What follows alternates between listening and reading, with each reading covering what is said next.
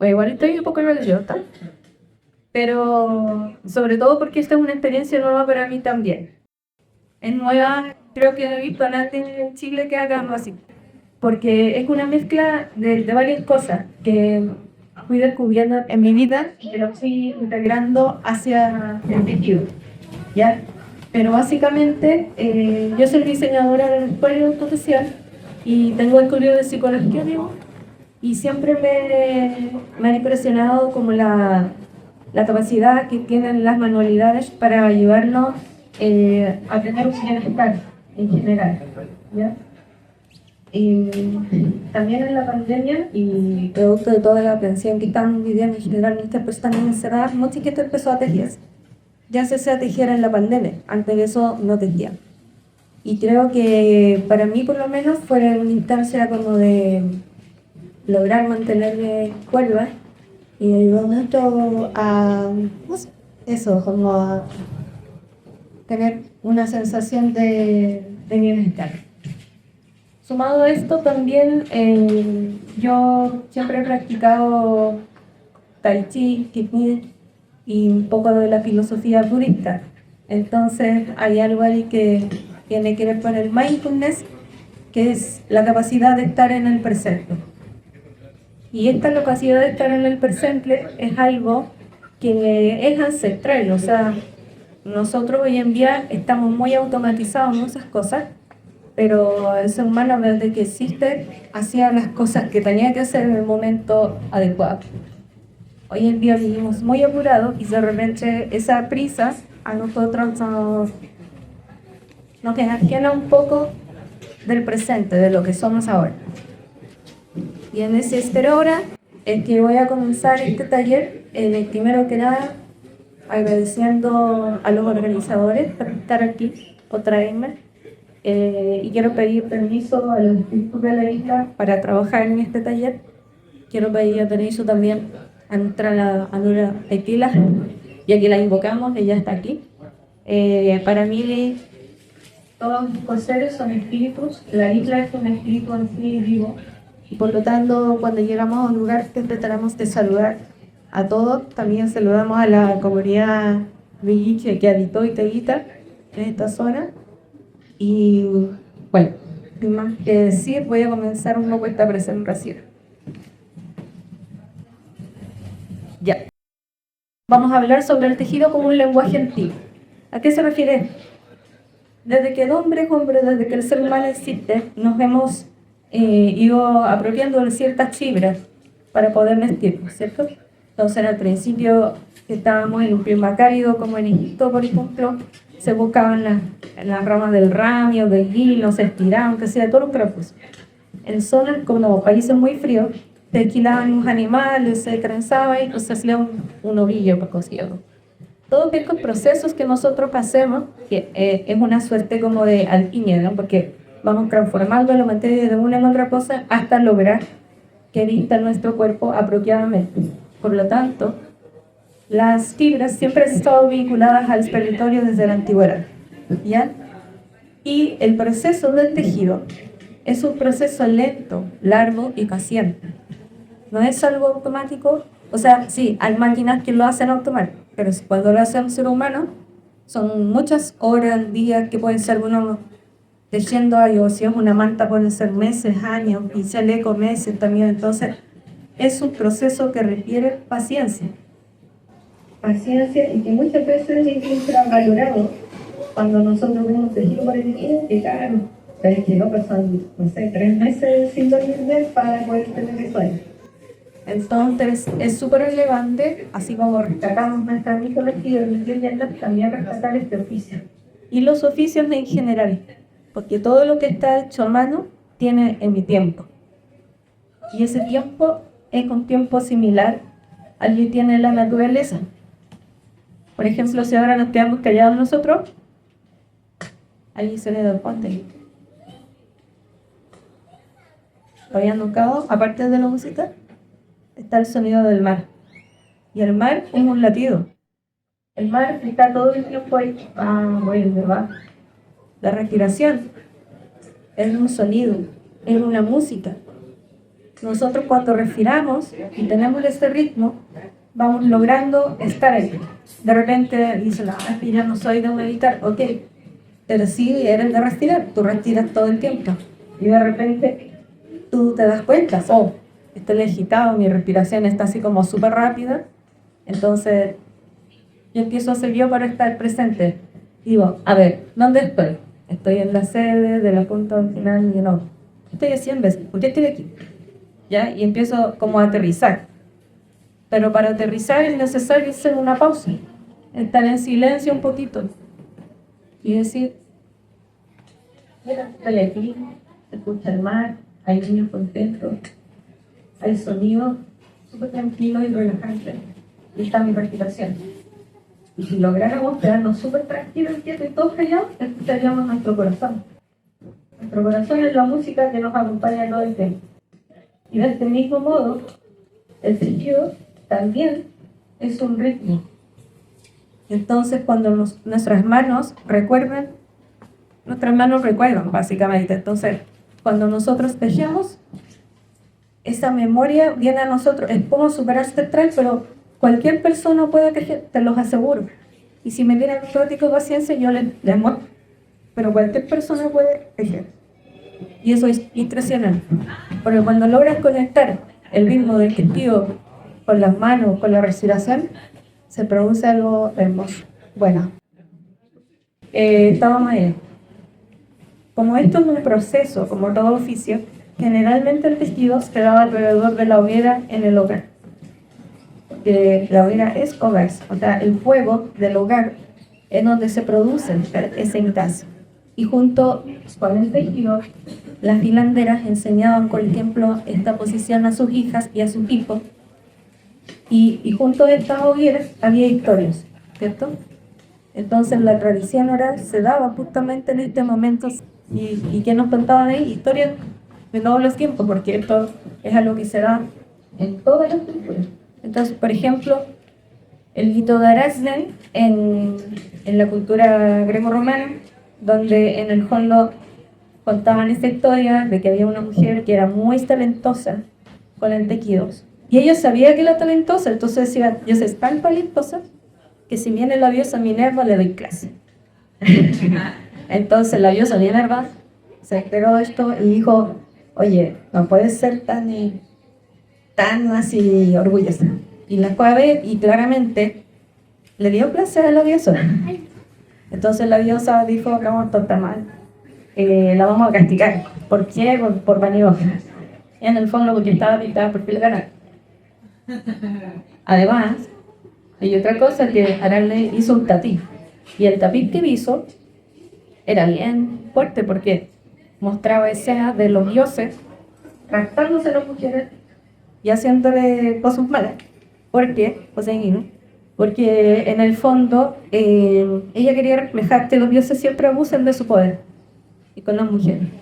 Entonces, a la vez de que había tejido mejor que la diosa, había tocado un tema que para ella era doloroso, que era el abuso de los dioses a las mujeres. Entonces, cuando amaseaba la insolencia y ella le dijo, te voy a transformar en araña.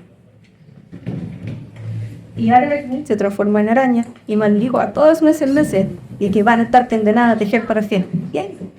Entonces, en esta historia, aparte de que ella desafía a los dioses, está el tema de cómo el tejido el tejido y el arte en general es una forma de protesta paciente y silencio. Pasamos a la otra parte. Bueno, había otra historia muy bien entrelazada que tenía que ver con las parcas, ¿ya? Donde se habla del hilo de la vida como algo que también se teje, ¿cierto? Entonces el hilo representa en cierto modo la vida. Y en las parcas, bueno, había una que era la hilandera, otra era la que medía cuánto iba a durar la vida y otra era la que la cortaba, ¿cierto? Entonces, todas estas historias acompañaban a las tejedoras en su labor, ¿ya? También tenemos otros ejemplos más cercanos acá, pero ya vamos a llegar a eso. En el Congo, en ese caso de las parcas, el tejido se entiende como, más allá de la técnica, como una forma de comprender nuestro destino. Respecto a la memoria corporal, cuando estudiamos psicología, ustedes, bueno, probablemente todo el mundo sabe o ha tenido alguna vez algún trauma. A todos nos han pasado cosas, más cuáticas, menos cuerpos, pero el trauma genera una memoria en nuestro cuerpo.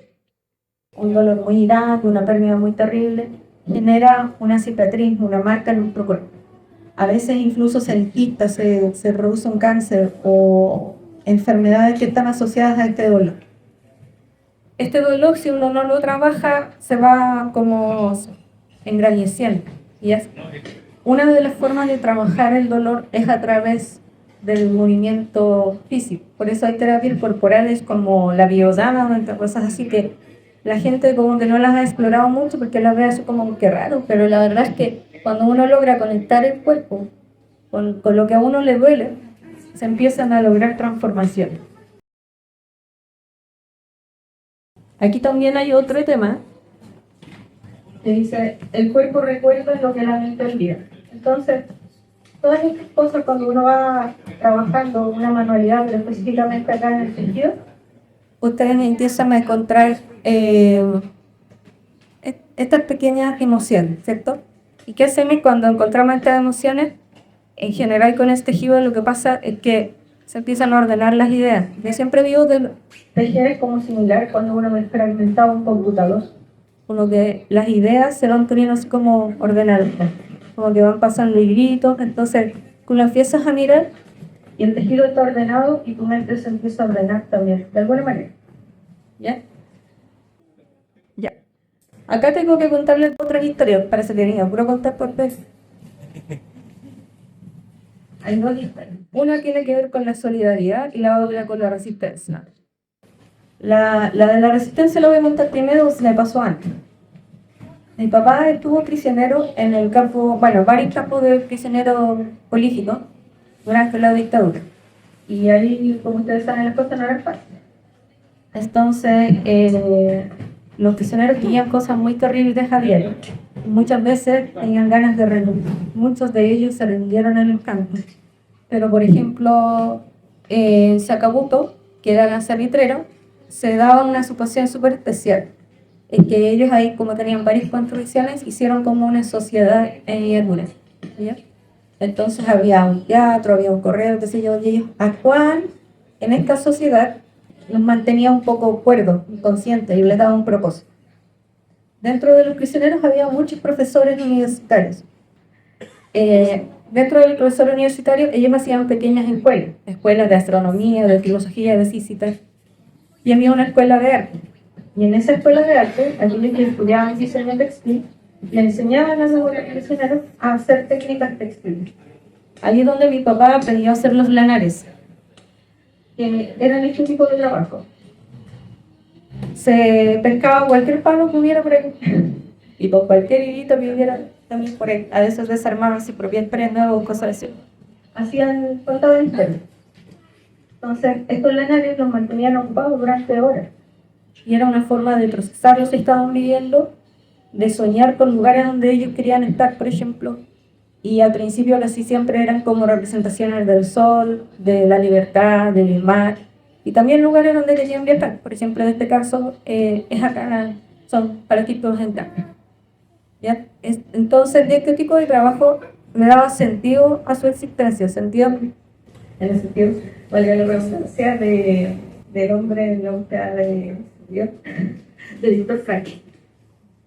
Okay. En el fondo, cuando uno tiene un propósito, el tejido se vuelve una herramienta muy poderosa. Un poco digo por ahí. Bueno, acá dice, las manos conectan cuerpo, emoción y tiempo. Y aquí, por ejemplo, está el tema de la solidaridad, que es algo que conversé la otra vez en la entrevista con Héctor, y que tiene que ver con esta instancia donde se juntan varias tejedoras. Siempre pasa algo muy especial. O sea, uno puede estar en la micro, uno saca el tejido, y la del lado, si es tejedora, saca el sueño. Y es como amigas para siempre de inmediato. ¿Por qué? Lo sé, pero así funciona. El tejido conecta personas, conecta a las mujeres, y no solo las mujeres, tenemos a los hombres que son tejedores también. Y es súper interesante como en automático tú dices, ¿dónde vas a tejer tú un grupo? Y se arman comunidades de tejedoras en todos lados, en todo sitio donde tú vas hay comunidades de tejedoras. Y en estas comunidades de tejedoras pasa que las mujeres conversan de todo. Las mujeres de su vida, de sus problemas, de los fallos. Muchas mujeres usan espejo para olvidar. Y a mí me da mucha pena cuando escucho eso. Porque significa que su vida a lo mejor no es tan buena, pero cuando tejen, en ese momento están ahí. Entonces se olvidan de todo lo demás. Pero también hay mujeres que tejen porque tejer es un acto de amor.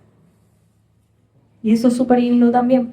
Por lo menos para mí, tejer es un acto de amor. Porque uno no teje para su enemigo temerario. Vamos a hablar de eso. Y también, estando en estos talleres solidarios, me di cuenta del propósito, porque el propósito puede ser súper poderoso. Por ejemplo, el año pasado, por los incendios en Viña, toda la gente, o sea, las comunidades de tejedoras nos empezamos a reunir en distintos lugares y empezamos a tejer así como mantas, así como demasiado rápido y corto, lo que queríamos hacer 500 mantas, porque eran 500 familias que estaban sin casa, durmiendo en la calle en el suelo. Entonces, se produce algo muy poderoso ahí porque es como una energía que no para. Y ojo, que en esas comunidades de tejido solidario se teje las 8 horas sin parar. O sea, a lo más así, voy, o te llevo un pancito y todo el día tejiendo. Pues no sé cuántas personas ya hacen. En Chile somos súper solidarios, pero cuando tenéis que regalar el tiempo, su muñeca es complicado.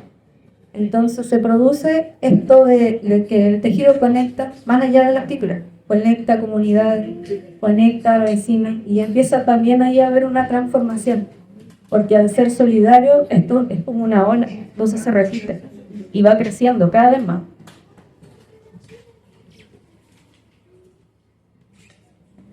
Bueno, esto es un poco lo que hablábamos de cómo el tejido, incluso, por ejemplo, eso es un litrazo que haya ido un libro que no se usa mucho, pero hablaba sobre los artefactos, que son este tipo de objetos que se hacían, por ejemplo, en prisión. Hoy en día nosotros tenemos otros tipos de prisiones. El computador, el celular, el dinero, son cosas que nos mantienen como un poco enharinados y que no nos permiten crecer ni creer. Y a través del trabajo con las manos uno logra volver a casa.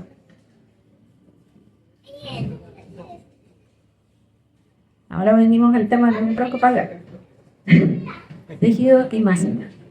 Hecho no hay. Depende de cómo ustedes quieran verlo. Hay formas muy básicas de masa y formas muy complejas. Yo les podría hablar, por ejemplo, de la id arácnida que abre portales del universo, pero creo que no, todavía no.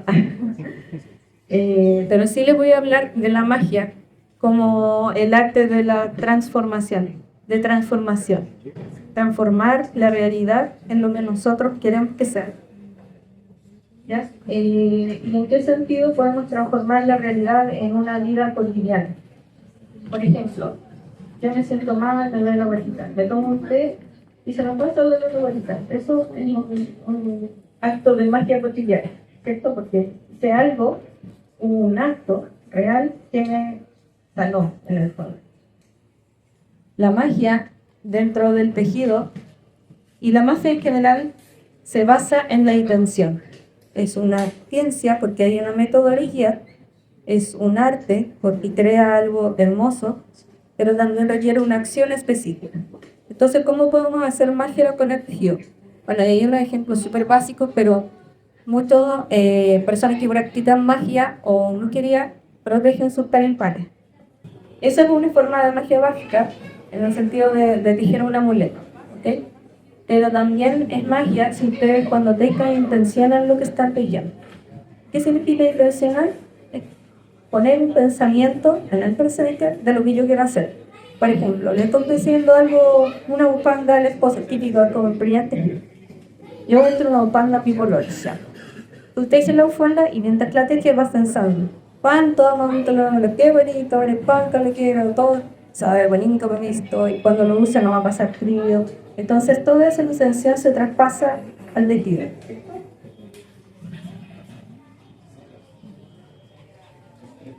Es que así de simple la magia. En el fondo es una esencial que transforma la realidad. Ya, ahora, ¿por qué estoy aquí? En la isla.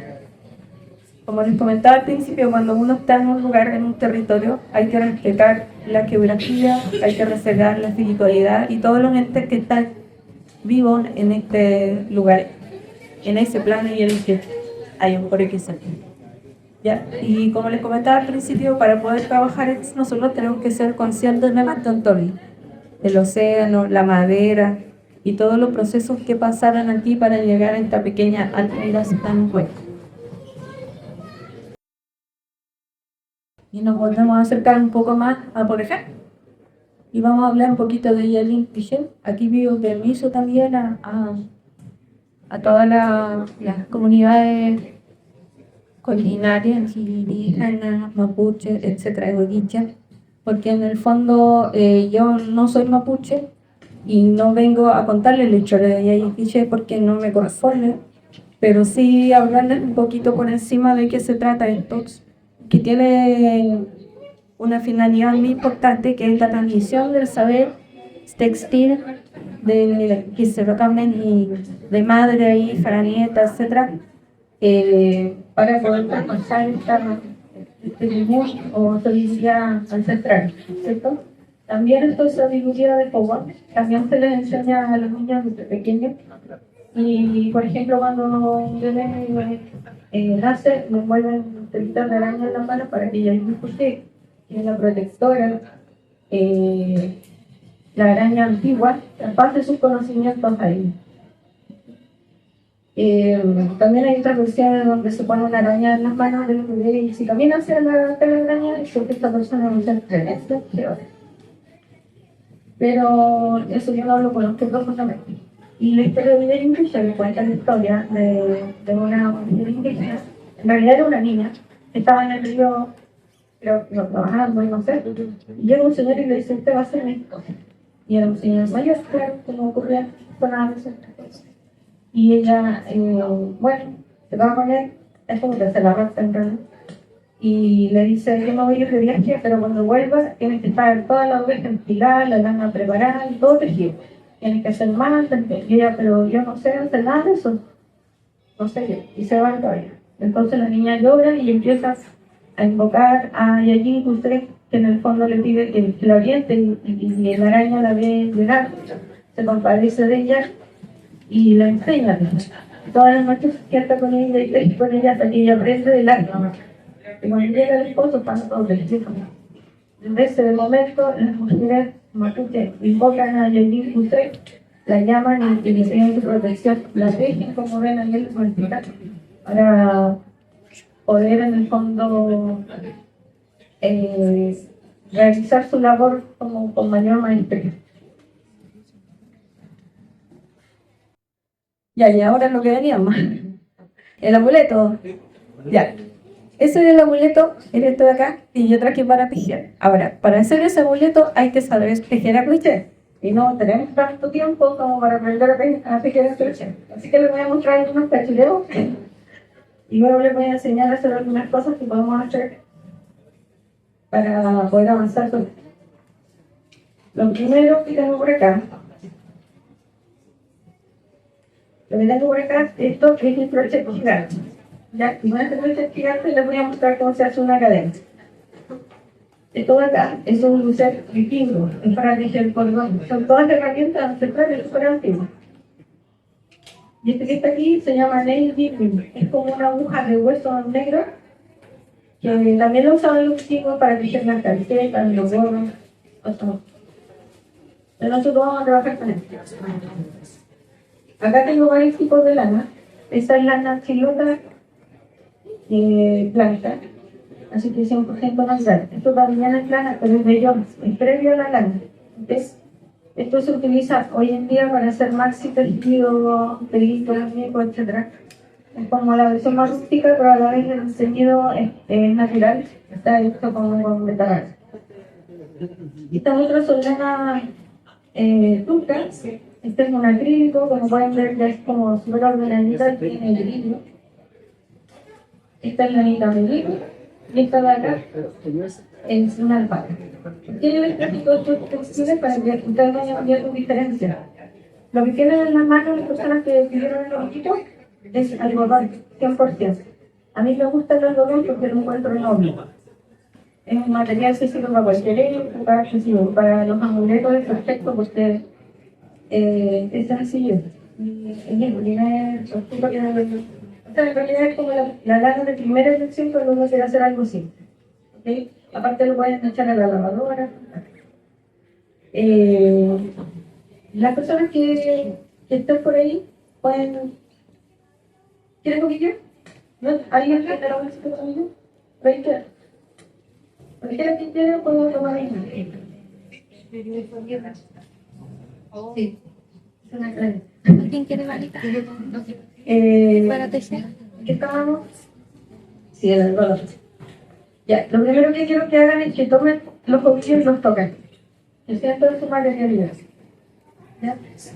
El algodón es suave, tiene una temperatura muy agradable en tacto porque no genera calor por naturaleza.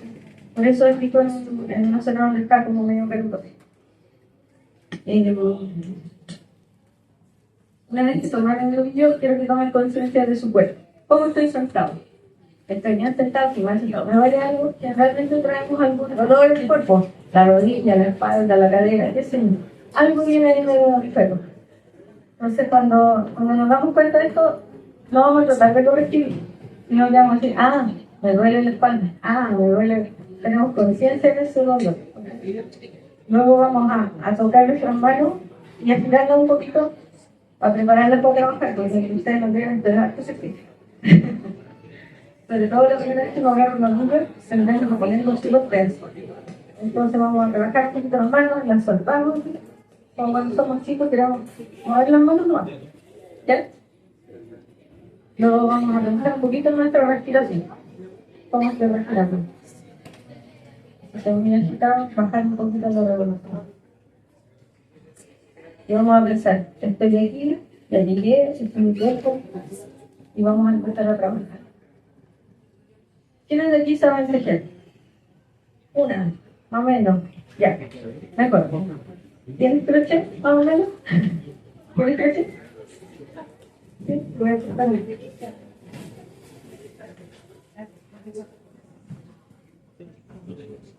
¿Tienes un crochet? Ya. Los que no tenemos crochet, vamos a trabajar con la mano primero, ¿ya? ¿Cómo vamos a trabajar? Vamos a crear ustedes. Entonces vamos a torcer la hebra. Yo les voy a acercar a todos los que quieran hacer esto. Y les voy mostrando cómo hacerlo, ¿ya? Pero es hacer como un test, porque vamos a hacer un nudo corredizo, ¿ya? Entonces, ¿qué hacemos? Es como un nudo corredizo, como una corbata. Esto, mira, yo hago así, va a crecer y la hago así. ¿Ya? ¿Alguien quiere que le enseñe a iniciar algún nudo corredizo? Si no, después yo me hacer con el tillero, ¿ya? ¿Y qué vamos a hacer con la mano? Con la mano vamos a ir pasando por este una vez. La vamos a pulsar. Y esa es una primera cadena. No sé si ustedes pueden acercar, ¿verdad? Después vamos a hacer otra cadena. ¿Cómo hacemos la cadena? Vamos a buscar la tira larga y la sacamos por el agujero. Y esto lo damos bien para abajo para que se afecte. ¿Ya? Una vez que caches tu base en la primera, se van a ir con un culo. Y luego de que hagamos varias, vamos a empezar a hacer una tira de cadena. Cuando la tira de cadena sea del corte de nuestra muñeca, estamos listos. Como ustedes quieran, como les salga. Lo importante es... Si me vas a decir otro que te recomiendo, no tengas de todo, porque después vamos a tener que hacer otra vez. Sí, está bien. Es que para ver el crochet.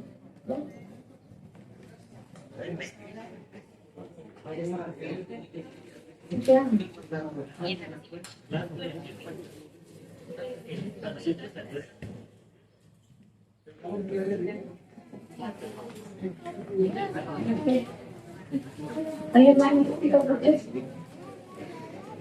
¿No? Ya. ¿Alguien necesita ayuda con el inicio? ¿Para la primera carta? No, da igual. Después se puede buscar.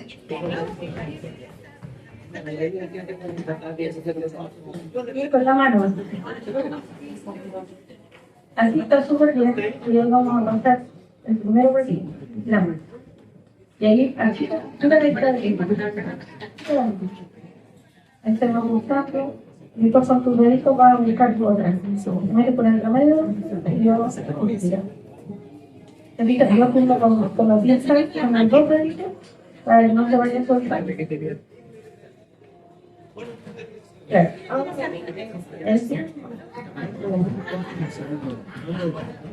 Claro. Dice que yo voy a quitarle, lo volvemos a quitar.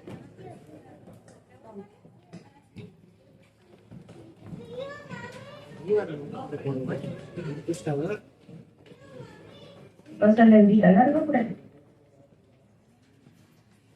Eso. Ahí llega. Sí. Claro, ¿y tienes un crochet? ¿Qué? ¿Sí? Venga. Me llevan dos. Igual tengo otros más, pero... Este es bueno. ¿Alguien más quiere ayuda con el inicio? ¿No? ¿El nuevo inicio? Vamos, que te parece. Ya, vamos. Sí. Trata de que mira todo el largo, son unas 30, pero en este caso un soltito, unas 25. Ahora. Súper bien.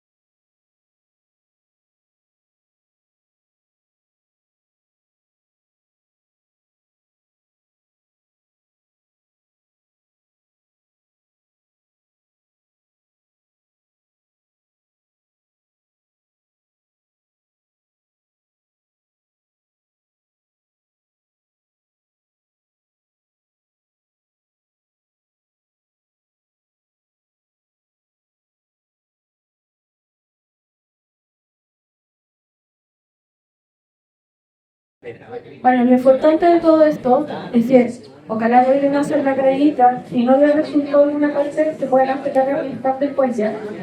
Yo ahora tengo el tiempo limitado, así que no voy a poder seguir explicando mucho más, pero te puedo presentar y yo les muestro cómo cerrarlo o qué decir.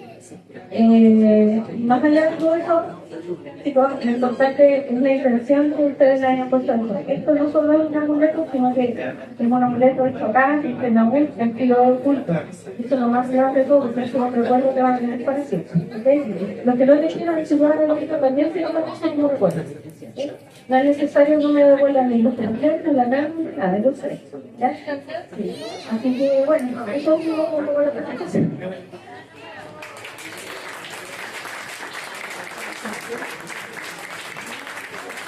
Y les dejé por ahí un guión, o sea, un papelito donde está el código QR de mis redes sociales y también hay otro que va al video de cómo hacer el amuleto completo. Porque si animan a hacer el amuleto, está ahí paso a paso grabado el video, ¿ya? Cualquier cosa me pueden escribir ahí. Un aplauso para Carolina, la brujita de Ana. Muchas gracias por tu taller. Ya, varios motivados.